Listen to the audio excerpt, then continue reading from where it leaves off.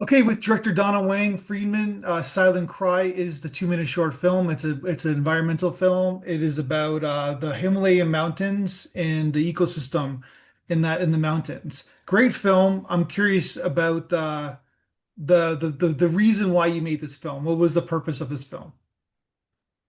Really, to be completely honest, it was because I was obsessed with the music. I'm a concert pianist, Yes. and I just recently recorded this album, Microvids, and that's 19 short miniatures for piano and violin improvisation. The great Curtis Stewart, violinist, improvised his part over my piano part, which is classical music. And it's part of this epic album. But in any case, number 15, the 15th miniature called Clouds, that particular performance of Curtis's was extraordinary. Truly, I could not get it out of my head. I could not stop thinking about it. And I wanted to create something, some sort of visual to go with it. And it was just like sort of like the perfect storm because at that same time, my daughter, who is in San Francisco, she has her own AI company. She was posting these little short 3 second, 5 second videos that she created from AI just for fun. Mhm. So I called her up and I said, would you be able to create something for me, maybe 5 seconds, with a globe? Talking about the world. I was thinking about the world and clouds because the name of the piece was Clouds. And I wanted to incorporate that somehow with the music. And she said, sure. So she started working on that. And then I started reading all about, I've been very interested in the environment. And I never thought that I could do anything to shine a light on it. It's just such a huge topic, Yeah. and and I am not experienced in that field. I just know that I'm concerned. And so I started reading more about the environment. I started reading about the Himalayas, and I started reading about how clouds play a really important part to the balance of our world. And so one article led to another, and then I started looking for different videos online um, of the Himalayas. And so I went on Open Planet, and they're a wonderful resource uh, for visual artists to find any kind of short clip, very short clip about the environment. So my daughter came back with a couple of 5 second, you know, AI reels, and I took one of them and I started working with that. I started working with other visuals from Open Planet, and I started creating a story to go with this incredible soundtrack that I already had laid down, um, Clouds. And I did this only because I felt like it. I felt like I had such a strong desire to do this. I never meant to make a little film. I never meant to make anything. Really, I just started doing it, and I just got caught up in this little story that I created based on what's really happening out there in the Himalayas. But it's not just about the Himalayas and this particular group of animals that I chose because it affects all of us. I chose Yeah. the title A Silent Cry because, to be quite honest, you know, we all need to have our voices heard, but it's not that easy. When I grew up, the only Asian kid in my whole community, the only Asian kid, in school, I was quiet. I was too afraid to really voice anything because I didn't want people to notice me that how different I was because I figured I would get teased, picked on. So I just lay low. And it was really my music. I started taking piano lessons when I was 6, started Juilliard pre college when I was 7. I started performing that young. And that is where I found my true voice. And I started performing professionally when I was 10. Wow. And it was the concert stage that gave me the platform to share my voice. And throughout my life, I've created all these programs with WQXR, with the National Women's History Museum. These programs I created were really to give other underrepresented artists, musicians, uh, a platform to share their voices, because that is what is important. And so this A Silent Cry was about, yes, the environmental issues, but it really goes further. It's about how, so many of us feel like we don't have a voice, but we really do. We just have to be brave enough. 100%. So I want to go back. So you were 6 years old when you started playing the piano. Yeah. And was it like, I'm assuming you had some natural ability.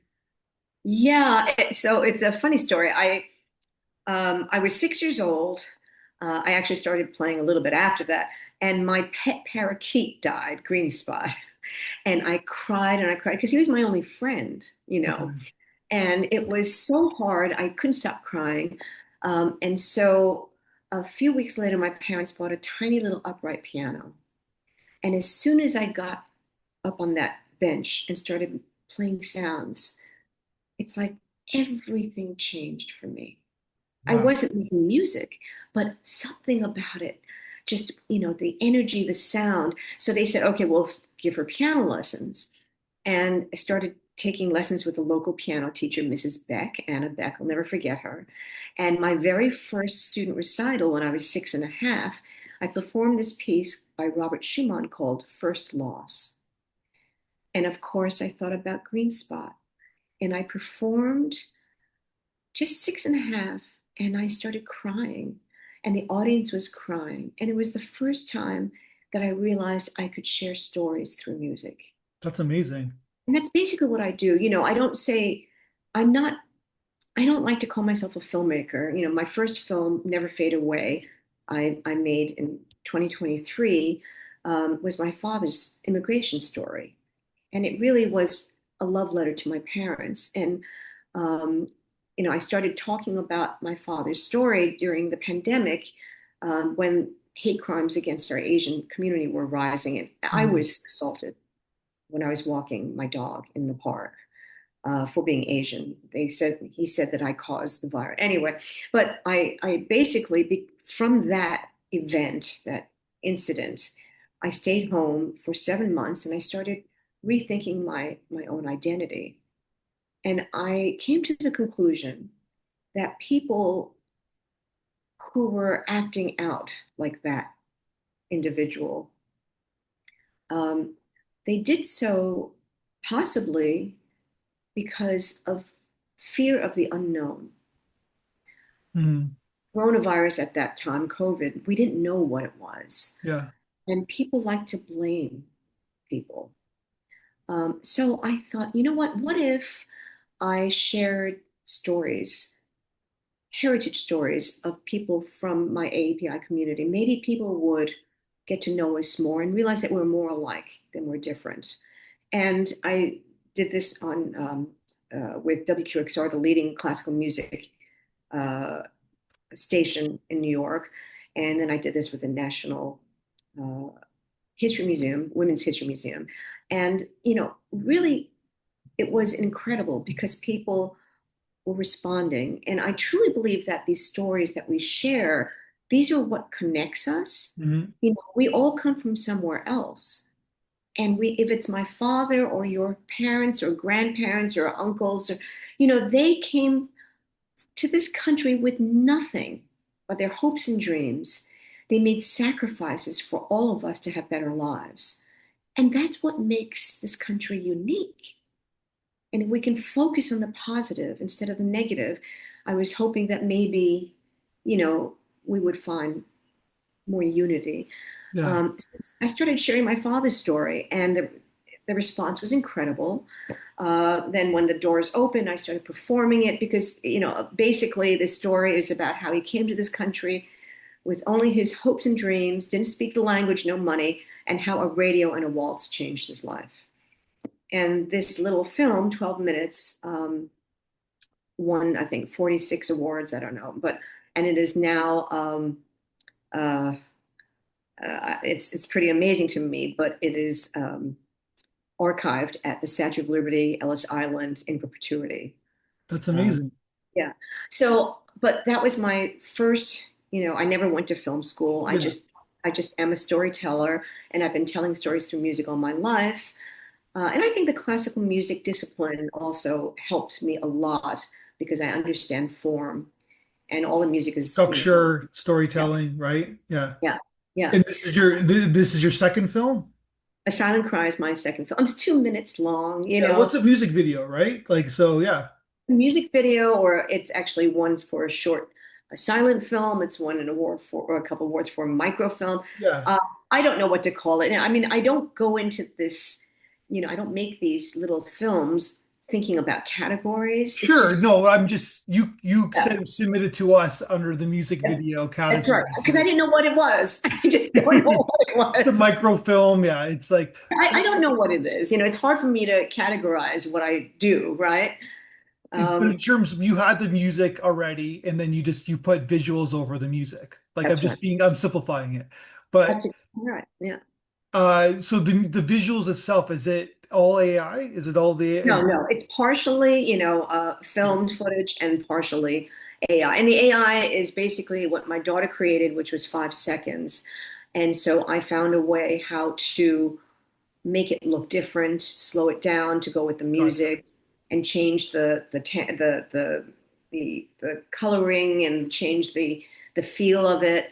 And I thought, I wanted it to be of a spinning globe because it's about the world and how, and really the message is the importance of preserving what is irreplaceable Yeah. in our planet, in our world.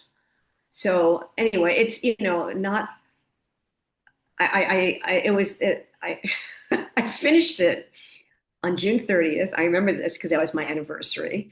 I came home from dinner with my husband, and I finished it, and then I put it away. I always take a day before I look at it again. Hmm. And I looked at it on July 1st, my son's birthday. And I said, okay, and it moved me. And I decided to share it with the composer to see how she felt. And she said she teared up. Um, and I shared it with the violinist, and he loved it. And so, with their blessing, and my daughter, who loved it, and with my blessing, I just decided to enter it just for fun into the Indian International Film Festival, because the Himalayas is part of Yeah. India. Yeah. And I just wanted it to be a tribute, to that land. And it won best something. I can't remember, best music So, award or best yeah. short film. It won, yeah. Yeah. And I said, oh my God, I was like in shock. I mean, it's just really something, again, that I enjoyed putting together. I enjoyed creating. I enjoyed making the story and feeling that maybe it had a message, and a deeper message for whoever wants to see Mhm. it, whatever way, and to shine a light on classical music. And my album, where this little, film was inspired from Number 15 Clouds, right now I'm in like this crazy, crazy time because we've been submitted for the Grammys in 4 categories, and A Silent Cry is in the music video Okay. category. And I only submitted it, really, my record company, Parma, submitted it. And I was fine with it because I just wanted to shine a light on the fact that the classical, music category, the classical musicians have actually never been nominated or won in that category. It's sort of like a category that is more pop and rock and rap, Yeah. right? So I wasn't even sure it was going to be accepted, but it was accepted, and it's just a lot of fun because there's 700 more categories, and I was looking online, and there's my little video, and then there's David Byrne from Talking Heads, and then there's Coldplay and Rihanna, and it was just kind of cool. Yeah. I'm not, no expectations whatsoever. That's just, but it's just for fun, and And, Yeah. So you yeah. go to your website, donnawengfriedman.com, and you have your upcoming schedule. You're always playing, and then you never fade away, where you can find that film, and you do your education programs. You teach as well. Yes, I teach at Manus Prep, part of the new school. Yeah. That's amazing. And so you're I'm giving you a hypothetical. When you say your parents did not give you that did not bring that piano home. I'm curious, when you're 6 years old.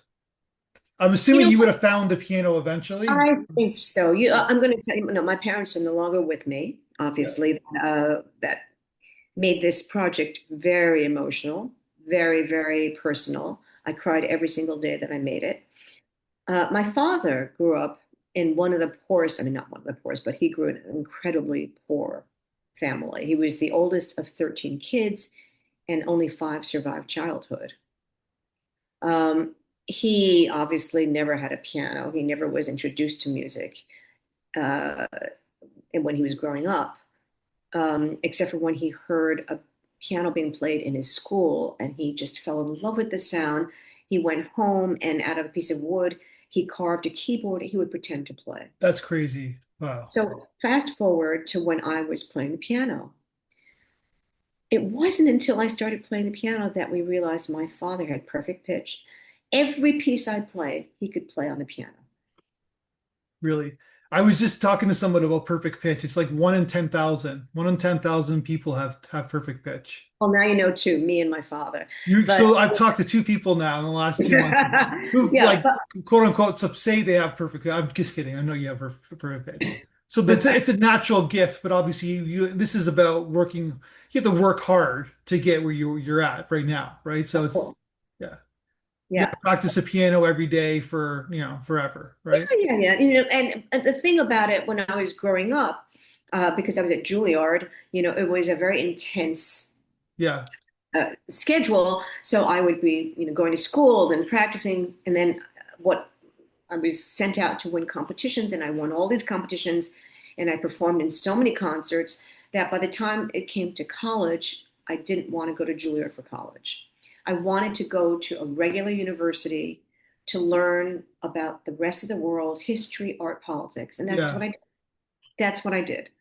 And I went to Princeton, and I was just in awe of all my classmates from all over the world who knew so much about everything else. My professors, it was the most amazing 4 years. So when I came out, I wanted to be an artist manager.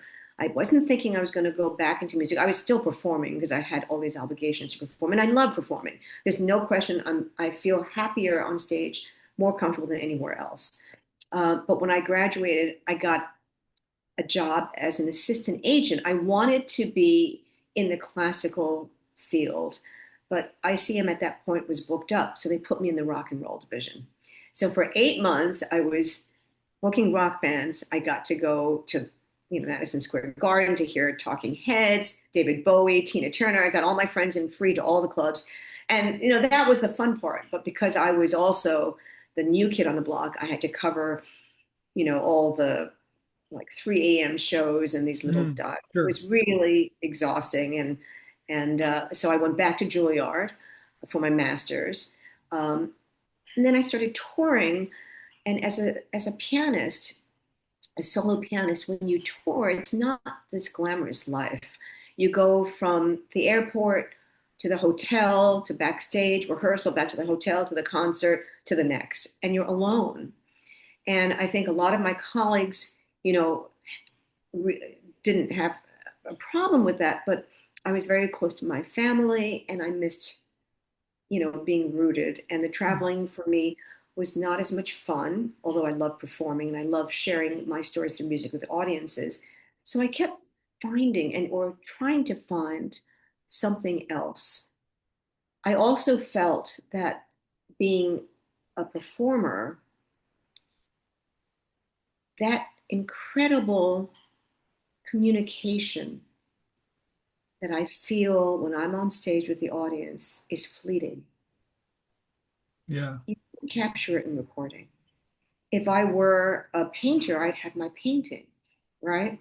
Yeah. So that's when, years later, when this woman, after hearing me perform my father's story in concert, she said to me, "You should make a film." And that's when I started thinking, you know what? Why not try? Because then I would have something, It's there you know, forever. Yeah. forever. Yeah. And That's it's an amazing thing. yeah. Let me ask you though, because you just talked about your daughter and she does AI, like she's in an AI business. Yeah, I think you know where I'm going with this. Are you worried about like someone being able to mimic exactly what you do on the piano? You know what? I don't think any AI can do exactly what we do Sure. because AI can do incredible things. They will, and it will take over a lot. But you still need to have a heart and soul to create beauty and art the way it's really meant to be created. So I am, holding on to that and thinking that maybe if artists in whatever discipline can learn to use AI to help us create our beauty and our art, Mhm. then we don't have to be fearful of it. Exactly. It's a good point. But at the same time, AI can't create something original. They can only take what someone else, another human is, or somebody else has already done before, right? So, Exactly. Yeah. So I'm hoping that we can, bring it into, not be afraid of it, yeah. embrace it for what it is and work together and create even more incredible art than we're doing already. That said, there's something about the public because you perform all the time, right? In public, there's something about being in the audience Of course. and experiencing like that present moment, right? Like we're one, Oh, yeah, God. yeah, Yeah, I mean, there's nothing like it. I could play. I'm going to tell you that I could play the same piece to five different audiences, and my performance will be different each one yeah, because I am feeding off of their energy. It's weird. It's I can't put it into words, but I feel the energy of each audience, group. And, as much as I love the applause at the end, it's the silences that I live for because I know that they are listening and experiencing their personal story. And that's what it's all about. I'm sharing it through my voice, but with the hope that they connect with it with their yeah. story. Because they're connecting with you. They're caught in the moment. So there's nothing happening in their brain. They're not thinking about their job or their kids or they're in the moment, right? So there's just that energy Yeah. that's amazing when it happens, right? Yeah. One last question is what's the most unique place that you performed? Well, I wouldn't say unique in the sense that it's so different, but the most special place that I performed was in Shanghai in Symphony Hall when I went back with my parents for the first time.